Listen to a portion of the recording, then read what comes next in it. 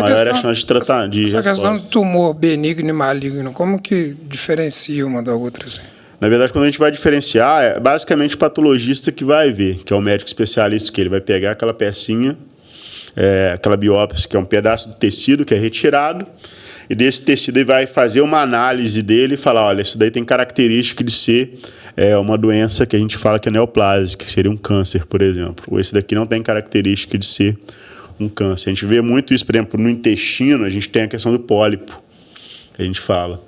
O pólipo é tipo uma verruguinha, né? É tipo uma verruguinha que a gente fala que é pré-cancerígeno, que a gente chama de adenoma, é o termo técnico. Uhum. Então, uma vez que aquela verruguinha ali a gente não retira, com o tempo ela pode crescer e tornar-se uma doença maligna, que é um adenocarcinoma, um termo técnico que se usa. Ô Zé, eu sei que é até difícil pra gente que está envolvido numa área técnica, né?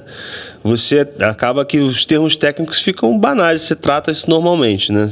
Mas tentando explicar para a audiência nossa que é bem leiga quanto a esse assunto, né? Sim. Assim, do básico, Uhum. o que é um câncer? Como que ele se desenvolve no corpo?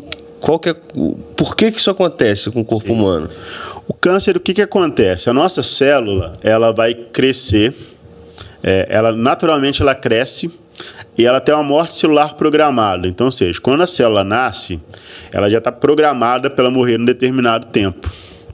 A gente vê muito isso na pele, né? A pele tem esse lance de a troca de pele, a morte dela. A gente tem toda essa questão, assim, as células do sangue, as hemácias, por exemplo, que transportam o oxigênio, elas já nascem programadas para ter uma morte, que é a morte celular programada, que a gente chama de apoptose, que é um termo técnico.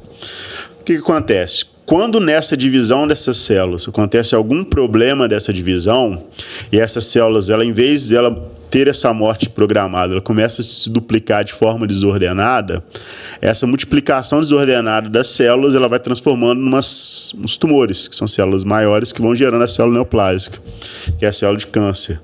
Então, na verdade, o câncer ele é uma multiplicação desordenada das células, que em algum momento dessa divisão que é feita no nosso corpo, que a gente tem essa divisão certinha, em algum momento houve um erro dessa divisão, essa divisão começou a acontecer de forma desordenada, que vão gerando essas células tumorais.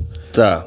E aí... Mas aí podia ser também esses nódulos que não são necessariamente câncer. Basicamente é mais o câncer mesmo, a célula cancerígena mesmo, que ela multiplica de forma desordenada e vai gerando essas células tumorais. Que aí o que acontece? Essa célula que foi gerada em um determinado lugar, que a gente fala que é a lesão primária, ela escapa, vamos dizer assim, entre aspas, passa através pelo sangue ou por outros caminhos e vai para outros lugares, é o que a gente fala que a célula virou uma doença metastática. Então ela deixou de ser uma doença que estava localizada num lugar só e foi para outros, espalhou para o corpo. É a tal da metástase. Que é a tal que a gente chama de metástase, na verdade. Né? Que quando ela espalha numa região primária, né, da região que era inicialmente onde foi formado, foi para outros lugares, na verdade. Então, mas aí você está falando, então, que não sei se eu posso tratar com esse termo, mas é um erro do nosso corpo. É um defeito, um defeito que acontece... Biológico. Então, ele pode ser biológico ou ele pode ser por meio ambiental. Então, aí você entra, então, na pergunta que eu ia te fazer. Que é, se é um erro, por que a gente tem, por exemplo, fala que o fumar dá câncer? O que a gente está agredindo o nosso corpo a ponto dele cometer esse erro depois? O que acontece? Quando o cigarro ele tem N substâncias que são substâncias ruins, vamos dizer assim. E as substâncias que são tóxicas, que são ruins, quando elas agem nessa célula, elas começam a causar um defeito dessa célula.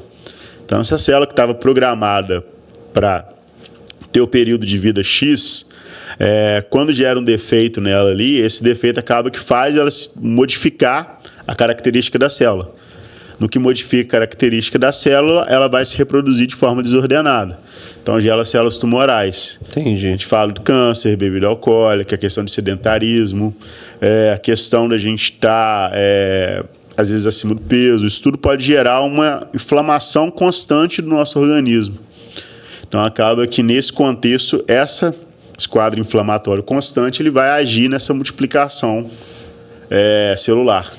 E existe algum fator genético também, tipo de família? Pode ter. A propensão a ter? Sim, pode ter. Na verdade, quando a gente vê A gente consegue fazer. A gente tem a oncogenética, que é um departamento que faz o estudo dessas alterações genéticas. A partir daí a gente consegue entender se tem algum gene específico que pode ser propenso a gerar um câncer.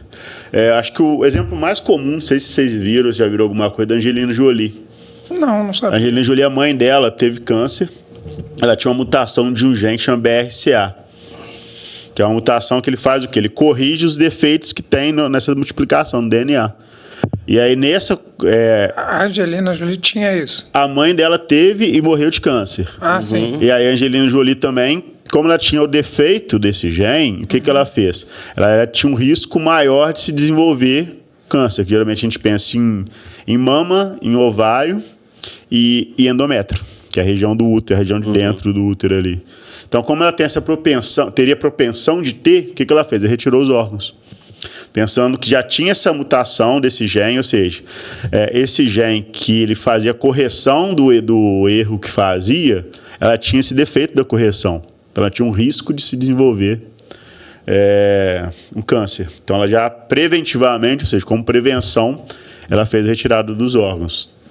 O ato preventivo é só a retirada ou a gente tem outros meios que a gente pode... Geralmente, quando a gente fala em ato preventivo, a gente tem que pensar o que pode gerar.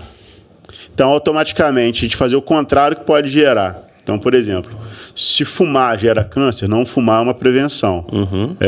Consumo exagerado de bebida alcoólica, uma alimentação desregulada. No caso, por exemplo, do intestino, a gente orienta a fazer a colonoscopia. Colonoscopia é o quê? É um exame que é como se fosse uma endoscopia. Que é o quê? A gente faz um exame, no caso de endoscopia, a gente vê a parte do esôfago, do estômago, a gente passa com um cano que tem uma camerazinha na frente, essa camerazinha vai ver toda a parte de dentro do órgão, ver se tem alguma lesão, alguma coisa que precisa tirar. No caso do cólon, a gente faz a mesma coisa. A gente faz geralmente colonoscopia, que é o quê? É essa camerazinha flexível, que ela vem com esse cano flexível, que vem com uma camerazinha na frente, que ele vai enxergar por dentro toda a extensão do nosso intestino.